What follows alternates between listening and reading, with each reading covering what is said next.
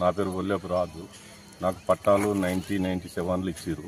97లో ఇస్తే నాకు ఒరిజినల్ పట్టాలు ఉన్నాయి. మేము గుట్ట సాఫ్ చేసుకొని కొట్టుకొని ప్లాట్లు కట్టుకుంటే కొందరు రాజకీయ నాయకులు కక్ష కట్టి మా దాంట్లో ఇట్లా గంగులు, బాబురావు, కృష్ణ, 150 వీళ్ళందరూ కలిసి నన్ను దౌర్జన్యంగా గూలగొట్టి రాజకీయ అండతోటి అంతా రాజకీయ అండ పెట్టుకొని వాళ్ళు నన్ను కావాలని గూలగొట్టి నాకు 2 ఆడపిల్లలు ఉన్నారు. ఆడపిల్లలు పట్టాలని మేము ఇల్లు కట్టుకున్నాం అని మామూలునే ఆగం చేసిరు వాళ్ళు. వీళ్ళందరూ కలిసి కొద్దిగా రాజకీయ అండతోటి వీళ్ళంతా అది చేసి. నీకేమైనా నోటీసులు ఇచ్చిలా? నాకు నోటీస్ ఇవ్వలేదు, ఏమి ఇవ్వలేదు, ఏది ఇవ్వలేదు. దౌర్జన్యంగా వచ్చి మా ఇంట్లో ఉన్న వాళ్ళని సామాన్ అంతా బయట పెట్టి దౌర్జన్యంగా పోలీసులు, ఎంఆర్ఓ, ఆర్డీఓ వీళ్ళందరూ కలిసి మా లైఫ్లో కొట్టేసి. నువ్వు వాళ్ళకి అప్లికేషన్ పెట్టుకున్నావు ఏమన్నా? అప్లికేషన్ పెట్టిన ఎంఆర్ఓ కూడా లెటర్ ఇచ్చిండు మాకు కట్టుకోమని.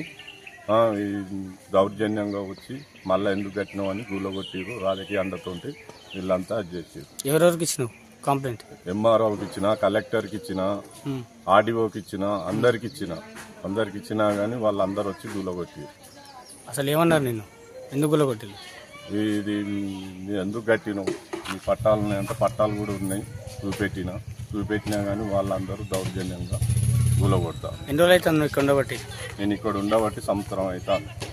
నాకు ఇంటి నంబర్ ఉన్నది, కరెంటు మీటర్ ఉన్నది, ఒరిజినల్ పట్టాలు ఉన్నాయి. ఇవన్నీ మాకు 20 ఏళ్ళ నుంచి సాఫ్ చేసుకొని కట్టుకుంటే దౌర్జన్యంగా వచ్చి రాజకీయ అండతోటి, రాజకీయ నాయకులతోటి, ఎంఆర్ఓకు.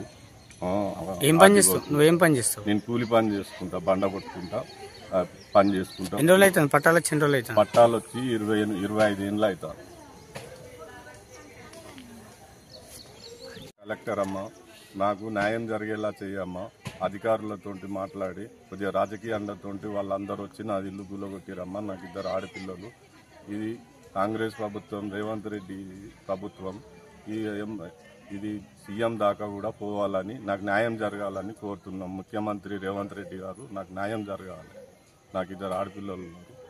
లేదంటే నేను పెట్రోల్ పోసుకొని మా కుటుంబం మొత్తం మేము చచ్చిపోతాం.